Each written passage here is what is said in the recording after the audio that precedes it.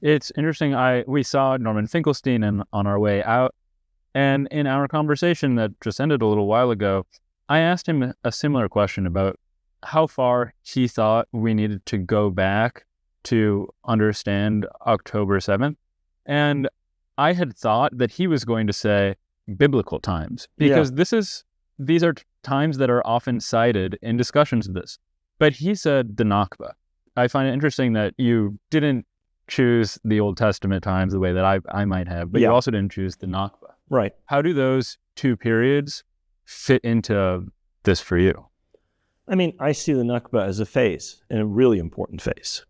This being, of course, the dispossession and expulsion of 750,000 Palestinians in 1948, at the same time as the State of Israel is established. Actually, before and during the establishment of the State of Israel, hundreds of thousands of people are driven from their homes before the state is established by Zionist militias, and then the rest are driven out during the war between Israel and the Arab countries that intervene. So that's the Nakba.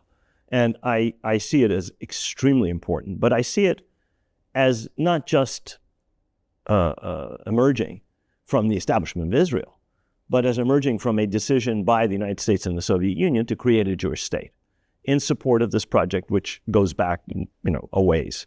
This is part of the theme that I'm arguing in the book, that just as the British launched this as the project that we see today, Zionism antecedes it, of course. The United States and the Soviet Union, as it were, take it over in 1947 by pushing the partition resolution through the UN General Assembly. The biblical thing is, in my view, an entire red herring. Interesting. There's a biblical element to the connection of Judaism and the Jewish people to the Holy Land, obviously. That goes without saying. But the project for a Jewish national home is not a project that is carried for 2,000 years by Jews. In fact, it's something that the entire rabbinical establishment opposes. The return of the Jews is something that is to happen in God's time. It's not supposed to be an act of man. And for most of the period up to the rise of the Nazis, Zionism is a tiny minority among Jewish communities in Europe and the United States. It really doesn't get majority support until suddenly Hitler comes along and everything changes.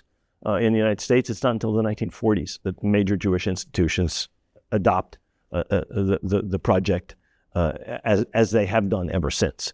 And the same is true in Europe. Many major figures in Jewish communities, the only Jewish cabinet member in the British cabinet that adopts the Balfour Declaration, are opposed to Zionism. They feel it will harm their status within the countries in which they live. It will incite accusations of dual loyalty. They think it's impractical, whatever. So I think the biblical thing is entirely a red herring, because it's true that it tells us about a connection. It doesn't tell us about the project to establish a modern national home in the 19th and 20th century, which is a late 19th century idea. Before Herzl, you have a few thinkers going back to the 1860s, 70s, and 80s. You have settlers who arrive in the 1870s and late 1870s and 1880s, but you do not have a national project, or the idea for a national home doesn't exist. In fact, the first Zionists are Christian Zionists, people like Lord Shaftesbury in England in the 1840s and 50s. I had not realized this. Yes. Long before you have political Zionism and writers who are saying, our connection to the Holy Land is not just religious. It should be as a modern people in a modern national context. That's a late 19th century idea among Jewish thinkers. It's an early 19th century idea among British evangelical Christians. And Lord Shaftesbury is important. He's the father-in-law of the British Prime Minister. He's one of the founders of the Palestine Exploration Fund. He has an enormous role among many other leading British figures in what we call Christian Zionism to this day. It actually precedes the modern political Zionism. So the Bible is important. It's important in terms of how Christian evangelicals understand this. They see it as going right back to the Bible. And today, many Israeli nationalists, many especially right-wing religious nationalists, see a seamless connection between the Bible and the 21st century. I don't think historically there's any justification for that, actually.